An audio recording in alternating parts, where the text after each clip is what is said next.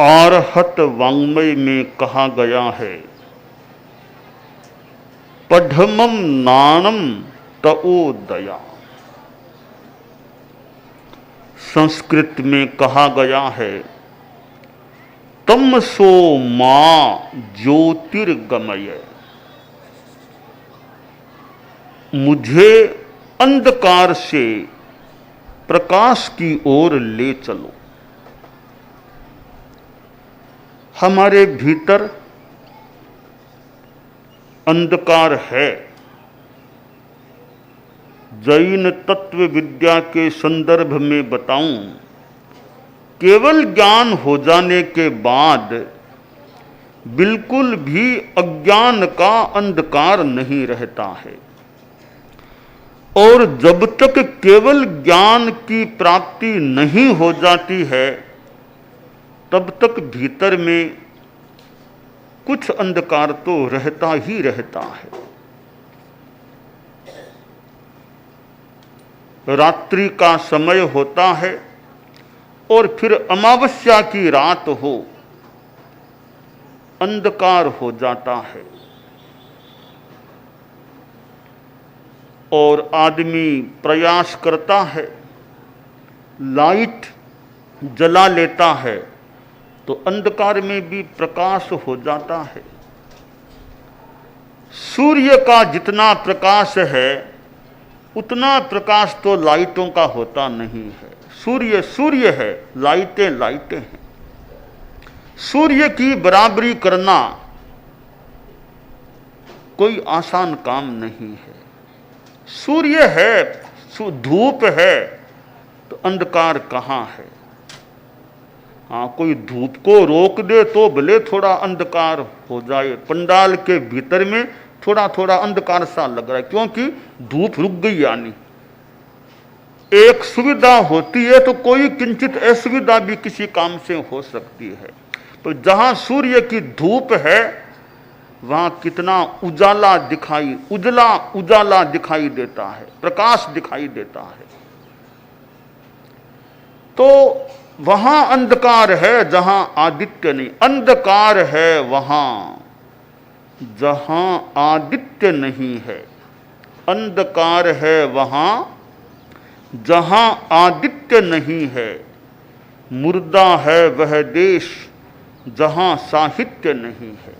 मुर्दा है वह देश जहां साहित्य नहीं है।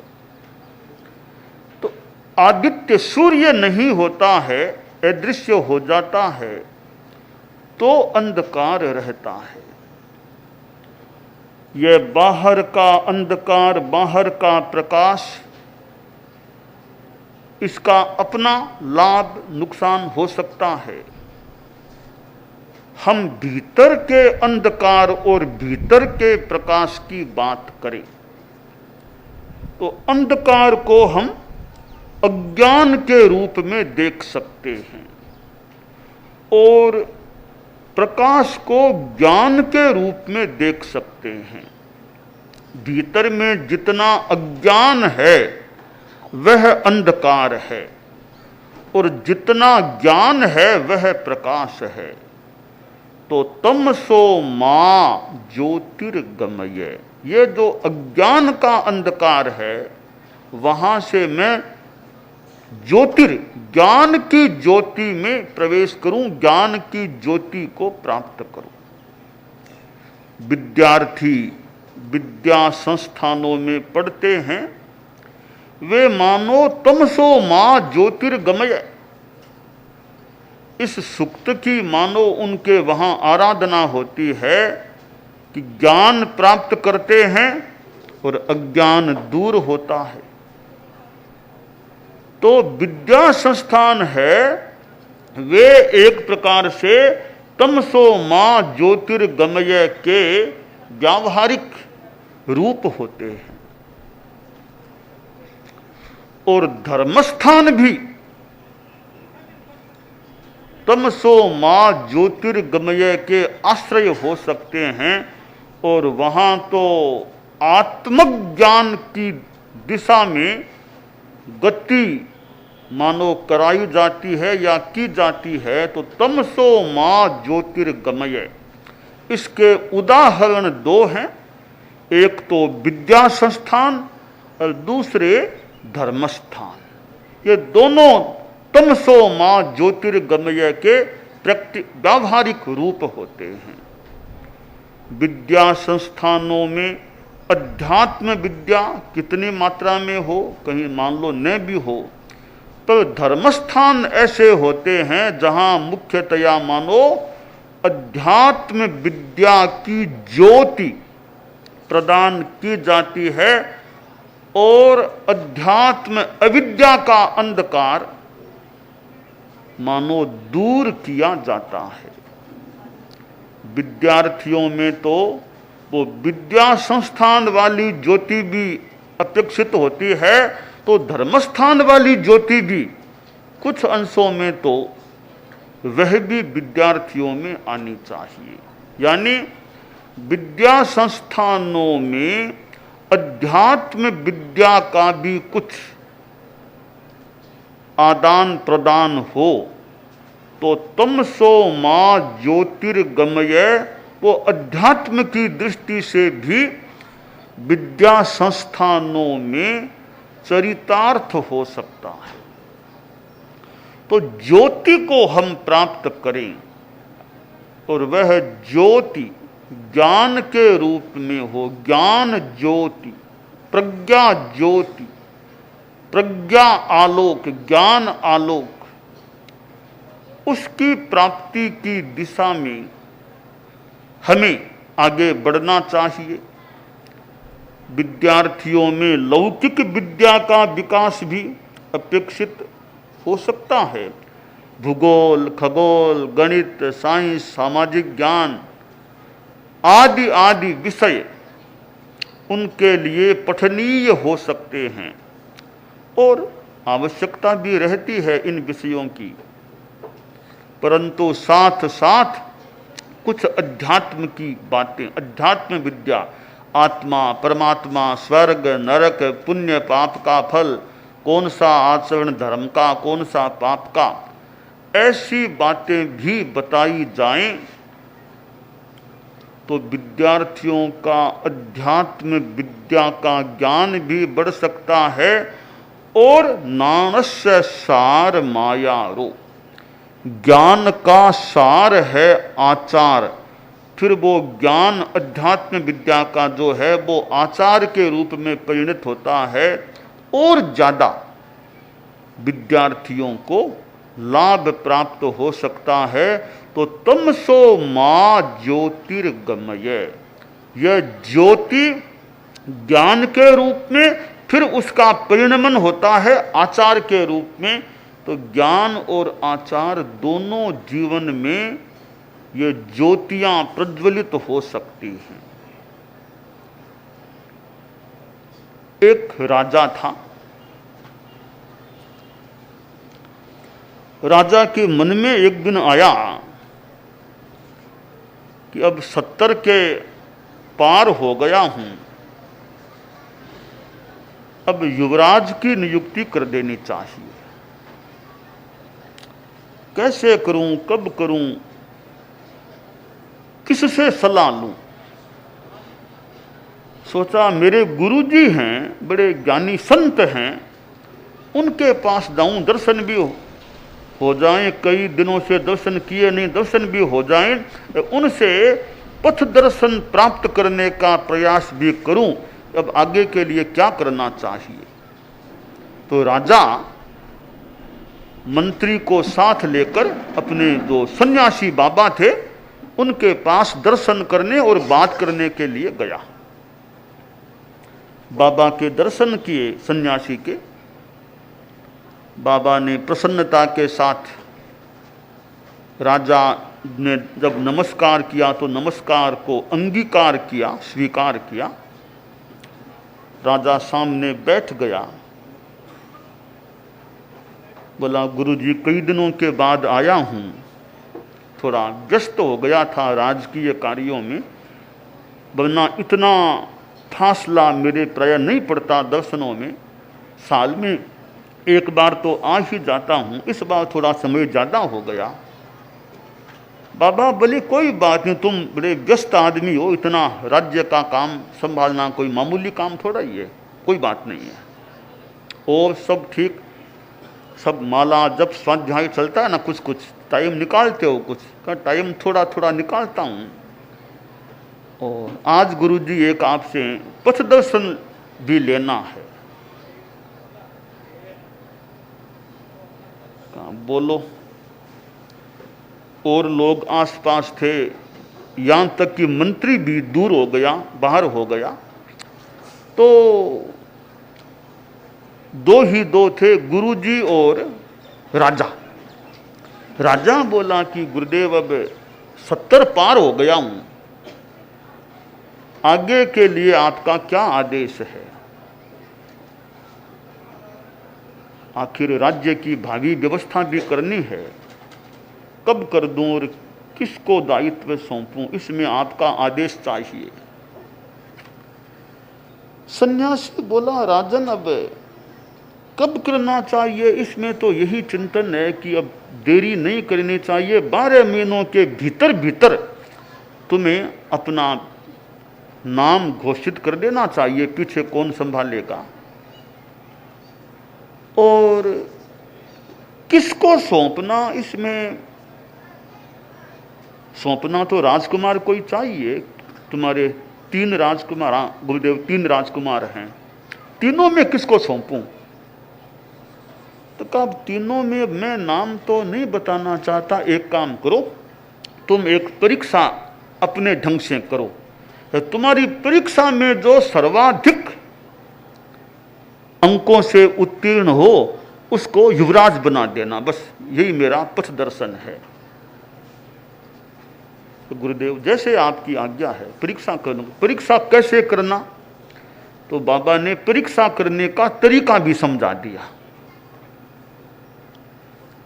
थोड़ी देर और उपासना कर राजा ने मंगल वचन सुना और वहां से रवाना हो गया, अपने महल में आ गया। शाम के समय तीनों राजकुमारों को बुला लिया। राजकुमार आए, राजा बैठा था, राजकुमारों ने प्रणाम किया, सामने बैठ गए। थोड़ी देर तो राजा मौन रहा, राजकुमार भी मौन थे। फिर राजा ने कहा कि एक काम है। तीनों राजकुमारों ने हाथ जोड़ लिए, भी क्या काम कह रहे हैं? राजा बोला देखो मैं तुम तीनों को 1-1 रुपया दे रहा हूं, लो 1-1 रुपया ले लो। इस 1-1 रुपये से ऐसी कोई चीज खरीदना जिस चीज से तुम्हारे जो अपने अपने महल हैं वे महल भर जाएं, वो चीज तुम लाना। और ज्यादा टाइम नहीं है, शाम तो हो गई, कल सवेरे 7 से 8 बजे के बीच मैं तुम्हारे महलों में अवलोकन करने के लिए आऊंगा। तुम्हारे महल भरे हुए मिले किसी चीज से, यह मेरी अपेक्षा है। ठीक, आपका जो आदेश। तीनों राजकुमार राजा को प्रणाम कर वहां से रवाना हो गए, अपने अपने महलों में आ गए। अब इस चिंतन में तीनों की क्या चीज खरीदें कि पूरा महल भर जाए। रुपया तो एक ही दिया है पिताजी ने, कोई ज्यादा देते तो सोचते 1-2 लाख तो सोचते क्या लाएं, 1 रुपये से क्या तो लाएं, कैसे भरें। तो फिर भी पिताजी का आदेश है। सबसे बड़ा राजकुमार था, उसने सोचा कि 1 रुपये से तो क्या होगा, यदि 1 रुपये से ज्यादा रुपये बन जाएं तो कोई बात बन सकती है। अब थोड़े से घंटों में 1 रुपये से ज्यादा रुपये तो कैसे बनाऊं, जुआ खेल लूं, कोई ज्यादा आ जाए तो आ जाए। अब जुए में लगाया, रुपया आया तो और कुछ नहीं, जो था वो रुपया भी चला गया, उल्टा कर्जा और हो गया। सो गया कि नहीं, पिताजी ने भी क्या आदेश दे दिया, 1 रुपये से क्या आ सकता है, सो गया। अब यूं तीनों ने अपने अपने ढंग से काम किया। अगले रोज लगभग 7 बजे के आसपास राजा अपने महल से प्रस्थित हुआ। पास पास में ही पुत्रों के महल थे, थोड़ी थोड़ी दूरी पर। राजा के महल से थोड़ी दूर सबसे पहले बड़े राजकुमार का महल था। राजा वहाँ गया, देखा राजकुमार तो सोया, अभी तक सोया हुआ है। राजा ने कहा, अरे उठा नहीं क्या, टाइम हो गया है ना। अब अंगारी मोड़ते हुए वो बड़ा राजकुमार उठा। राजा यूं देख रहा था आंखों से, क्या है, कुछ दिखाई कुछ नहीं दिया खास। कर काम किया नहीं क्या, महल भरना था ना।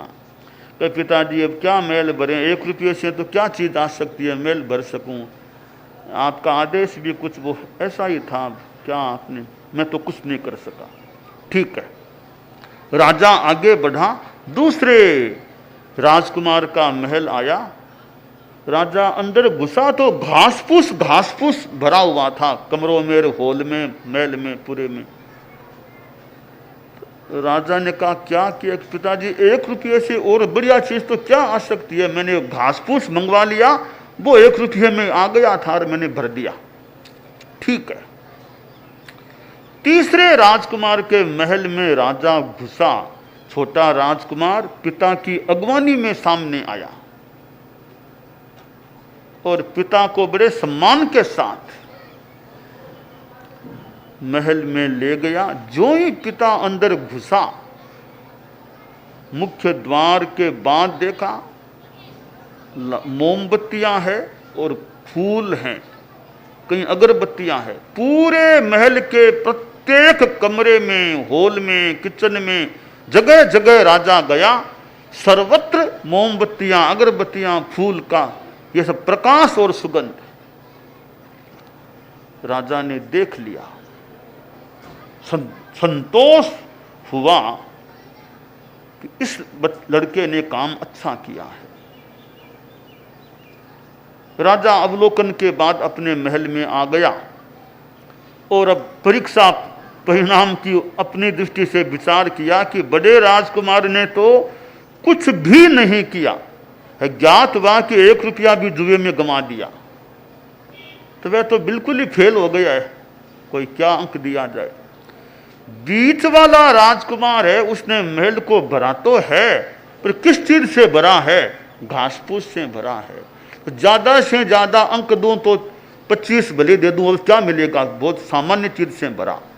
सबसे छोटे राजकुमार ने प्रकाश और सुगंध, मोमबत्तियां, अगरबत्तियां, फूल, ऐसी प्रकाश और सुगंध, इन दोनों से भरा है। इसको 100 में 100 नंबर देना चाहिए। मैं आशा करूं बड़ा बुद्धिमान और अच्छा लड़का है। जैसे महल को इसने प्रकाश और सुगंध से भरा है, मेरे बाद मेरे राज्य को भी मानो प्रकाश और सुगंध से भरेगा, ज्ञान का प्रकाश और सदाचार की सुगंध से भर देगा। 2-4 महीनों बाद अच्छे मुहूर्त के अनुसार राजा ने अपने राज्य का विराट कार्यक्रम किया। लाखों की भीड़ हुई। राजा की ओर से सबको आमंत्रण था और उस विराट परिषद में राजा ने सबसे छोटे राजकुमार को अपना युवराज घोषित कर दिया, भावी राजा निर्णीत कर दिया, घोषित कर दिया। विद्यार्थी विचार कर सकेंगे, छोटे राजकुमार ने अपने महल को प्रकाश और सुगंध से भरा था। हमारा जीवन भी एक प्रकार का महल है।